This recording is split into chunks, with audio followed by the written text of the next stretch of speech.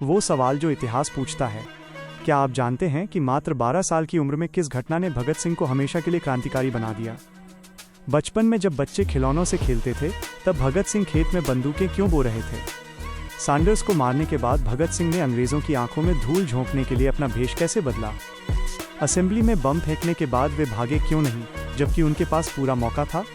फांसी के फंदे को चूमने से ठीक पहले वे किस महान क्रांतिकारी की किताब पढ़ रहे थे? ये सभी सवालों के जवाब इस कहानी में मिलेंगे। भगत सिंह का जन्म 28 सितंबर 1907 को पंजाब के लायलपुर जिले के बंगा गांव, अब पाकिस्तान में हुआ था। उनका जन्म एक भाग्यशाली दिन हुआ था, क्योंकि उसी दिन उनके पिता सरदार किशन सिंह और चाचा अजीत सिंह जेल से रिहा होकर आए थे। इसी कारण उनकी दादी ने उन्हें भागों वाला कहा, जिससे उनका नाम भगत सिंह पड़ा।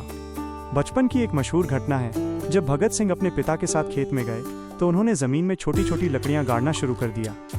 पिता ने पूछा, बेटा क्या बो रहे हो? तो नन्हे भगत ने दृढ़ता से कहा, मैं बंदूकें बो रहा हूँ, ताकि जब ये उगें तो मैं अंग्रेजों को अपने देश से बाहर निकाल सकूं।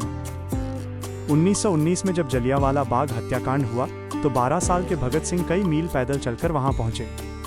उस रक्त रंजित मिट्टी को देखकर उनका खून खौल उठा। उन्होंने उस मिट्टी को एक कांच की बोतल में भरा और ताउम्र अपने पास रखा, ताकि वे शहीदों के अपमान का बदला ले सकें। शुरुआत में वे महात्मा गांधी के असहयोग आंदोलन से जुड़े, लेकिन 1922 में चौरी चौरा कांड के बाद जब गांधी जी ने आंदोलन वापस लिया तो भगत सिंह का मोहभंग हो गया।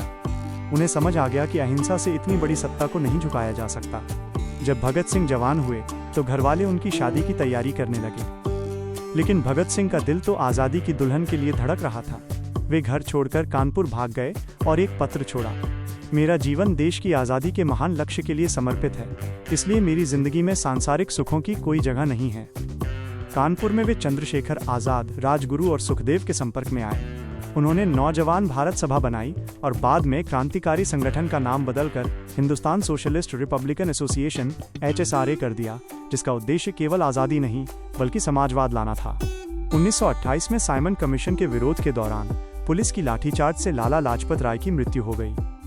क्रांतिकारियों ने इसका बदला लेने की कसम खाई। 17 दिसंबर 1928 को लाहौर पुलिस हेडक्वार्टर के बाहर भगत सिंह, राजगुरु और आज़ाद ने अंग्रेज अधिकारी JP सैंडर्स को गोलियों से भून दिया। वहां से निकलने के लिए भगत सिंह ने अपनी दाढ़ी कटवाई, बाल छोटे किए और हैट पहनकर एक साहब का भेष बना लिया। क्रांतिकारी दुर्गा भाभी उनकी पत्नी बनकर साथ चली और इस तरह वे पुलिस के घेरे से बच निकले। भगत सिंह का उद्देश्य खून बहाना नहीं बल्कि सोए हुए भारत को जगाना था। 8 अप्रैल 1929 को उन्होंने बटुकेश्वर दत्त के साथ दिल्ली की सेंट्रल असेंबली में खाली जगह पर बम फेंके। बम फटने के बाद उन्होंने इनकलाब जिंदाबाद के नारे लगाए और पर्चे फेंके जिन पर लिखा था, बहरों को सुनाने के लिए धमाकों की जरूरत होती है। वे चाहते तो भाग सकते थे, लेकिन उन्होंने गिरफ्तारी दी ताकि अदालत को वे अपनी क्रांतिकारी विचारधारा फैलाने का मंच बना सकें। जेल में भगत सिंह ने कैदियों के मानवीय अधिकारों के लिए 116 दिनों की भूख हड़ताल की। अंग्रेज अधिकारी उन्हें जबरदस्ती खाना खिलाने की कोशिश करते, लेकिन भगत सिंह अडिग रहे। इसी दौरान उन्होंने प्रसिद्ध लेख मैं नास्तिक क्यों हूँ लिखा। वे जेल में भी हर वक्त किताबें पढ़ते रहते थे। ब्रिटिश सरकार ने भगत सिंह, राजगुरु और सुखदेव को फांसी की सजा सुनाई। फांसी का समय 24 मार्च 1931 तय था, लेकिन अंग्रेजों को डर था कि जनता विद्रोह कर देगी, इसलिए नियमों को ताक पर रखकर 23 मार्च 1931 की शाम 7:33 बजे ही उन्हें फांसी के फंदे पर ले जाया गया। जब जेलर उन्हें बुलाने आया तब वे लेनिन की जीवनी पढ़ रहे थे। उन्होंने मुस्कुराकर कहा, ठहरो, एक क्रांतिकारी दूसरे क्रांतिकारी से मिल रहा है। पन्ना खत्म कर वे उठे और गाते हुए मेरा रंग दे बसंती चोला फांसी की ओर बढ़ गए।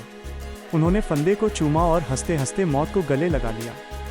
इतिहास गवाह है कि अंग्रेज इतने डर गए थे कि उन्होंने चोरी छिपे शवों को जेल की पिछली दीवार तोड़कर निकाला और सतलुज नदी के किनारे जला दिया। निष्कर्ष, भगत सिंह मात्र 23 साल जिए, लेकिन उनकी शहादत ने करोड़ों भारतीयों के दिल में आज़ादी की जो मशाल जलाई, उसने महज 16 साल बाद अंग्रेजों को भारत छोड़ने पर मजबूर कर दिया। अगर आपको ये वीर गाथा प्रेरणादायक लगी हो तो वीडियो को लाइक करें और उन लोगों के साथ शेयर करें जिन्हें अपने देश के इतिहास पर गर्व है। हमारे चैनल को सब्सक्राइब करना न भूलें।